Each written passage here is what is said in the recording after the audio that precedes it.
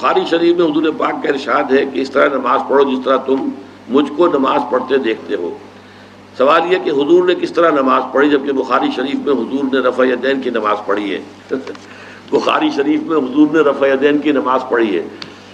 دیکھیے حضور نے مختلف طریقوں اختیار کیے مختلف اوقات میں۔ اب صحابہ کا طرز عمل یہ ہوتا تھا کہ مثلاً ایک روایت آتی ہے کہ ایک صحابی حضور سے ملنے آئے، کوئی بدوی تھے، دیہات کے آدمی تھے، انہوں نے حضور کو دیکھا کہ آپ کا گریبان کھلا ہوا تھا، آپ نے بٹن لگائے ہوئے نہیں تھے۔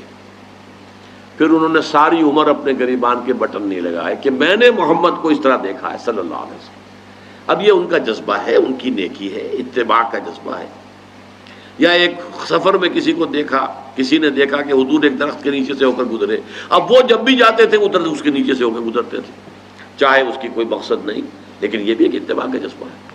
تو اس میں یہ ہے کہ نماز کی بعض چیزیں ایسی ہیں کہ جن میں معلوم ہوتا ہے کہ حضور کچھ اس میں رد و بدل کرتے رہے۔ کبھی آپ نے ہاتھ بالکل کھلے چھوڑ کر بھی نماز پڑھی ہے، کبھی آپ نے ہاتھ نیچے باندھے ہیں، کبھی اوپر باندھے ہیں۔ اسی طریقے سے رفع یدین کبھی ایسا بھی ہوا ہے کہ آپ نے وہ کی ہے جیسے کہ اہل حدیث حضرات کرتے ہیں، اور جیسے کہ یہ شیعہ کرتے ہیں وہ اس سے بھی زیادہ کرتے ہیں رفع یدین۔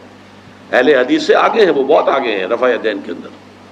اور ایک رائے یہ ہے کہ حضور نے آخری زمانے میں آ کر سارے رفع یدین چھوڑ دیے تھے سوائے یہی جو تکبیر تحریمہ کے وقت ہے۔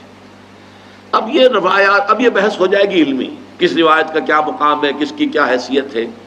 بخاری شریف میں جو روایت ہے وہ یہی ہے رفع یدین کی، جو آپ صحیح کہہ رہے ہیں، لیکن یہ کہ بخاری شریف واحد کتاب تو نہیں ہے حدیث کی، مصنف عبد الرزاق ایک کتاب ہے، اور اسی طریقے سے اور اس میں یہ کہ امام مالک کے پیروکار، حالانکہ امام مالک مدینے کے دارالہجرہ کے امام ہیں، وہ رفع یدین نہیں کرتے، امام شافعی کے کرتے ہیں، امام مالک کے نہیں کرتے، امام ابو حنیفہ کے نہیں کرتے۔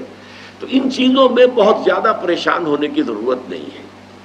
اصل جو معجزہ ہے حضور کا اور اسلام کا وہ یہ ہے کہ 1400 برس گزر گئے لیکن نماز کے ضمن میں اتنا اختلاف نہیں ہے کہ تمام مسلمان باجماعت نماز نہ پڑھ سکیں۔ دیکھیے رفع یدین کرنے میں جماعت ٹوٹی نہیں، آپ نے کیا یا نہیں کیا، جماعت کی فارمیشن برقرار رہی۔ فرض کیجئے کوئی شخص یہ سمجھتا کہ پہلے سجدہ ہے پھر رکوع ہے، تو اب یہ دو آدمی ساتھ نماز نہیں پڑھ سکتے، جن میں سے ایک کے نزدیک پہلے رکوع ہے پھر سجدہ ہے، دوسرا یہ سمجھتا ہے کہ نہیں پہلے سجدہ ہے پھر رکوع ہے، نہیں ہو سکتی، ان کی جماعت اب جمع نہیں ہو سکتی۔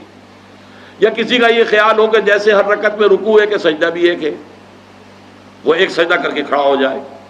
اب ظاہر بات ہے دوسرا شخص جس کے نزدیک دو سجدے ہیں وہ ایک اور سجدہ کرے گا، فارمیشن ٹوٹ گئی، اب وہ ساتھ نماز نہیں پڑھ سکتے۔ 1400 برس بیت گئے، مشرق بعید سے مغرب بعید، پوری دنیا، آج تو کوئی کونا ہے ہی نہیں جہاں مسلمان نہ ہو، لیکن جو سالڈ مسلمان جو ہیں وہ تو آپ سمجھیے کہ انڈونیشیا سے لے کر موریتانیہ تک تو مسلمانوں کی کتنی بڑی تعداد۔ لیکن کہیں ایسا نہیں ہے کہ آپ کی فارمیشن ٹوٹتی ہو، کوئی ایسا مسلک نہیں ہے جس میں یہ خیال ہو کہ مغرب کی رکعت میں 2 ہیں جیسے فجر کی ہے، نہیں، وہی 3 رکعتیں ہیں۔ کوئی ایسا مسلک نہیں جس میں یہ معلوم ہو کہ فجر کی رکعتیں 3 ہیں 2 نہیں ہے، کوئی نہیں۔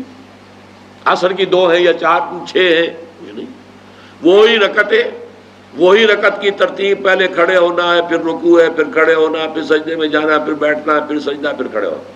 فارمیشن نہیں ٹوٹتی، شیعہ ہو سنی ہو، اور اس میں حنفی ہوں مالکی ہوں شافعی ہوں حنبلی ہوں زیدی ہوں ظاہریہ ہوں، کوئی بھی ہو، کسے باشد، تمام مسلمان مل کر جماعت سے نماز ادا کریں گے اور ان کی جماعت ٹوٹتی نہیں ہے۔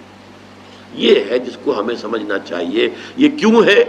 صلو کما رأیتمونی اصلی، کہ حضور کی کو جس طرح دیکھا صحابہ نے نماز پڑھتے ہوئے ویسے نماز پڑھ رہے ہیں، صحابہ نے ویسے نماز پڑھی، پھر آپ کے بعد تابعین نے اسی طریقے سے نماز پڑھی، پھر اس کے بعد تبع تابعین نے پڑھی، نسل بعد نسل منتقل ہو رہا ہے۔ باقی تھوڑا تھوڑا اختلاف اگر ہے تو اس کے لیے زیادہ پریشان نہیں ہونا چاہیے۔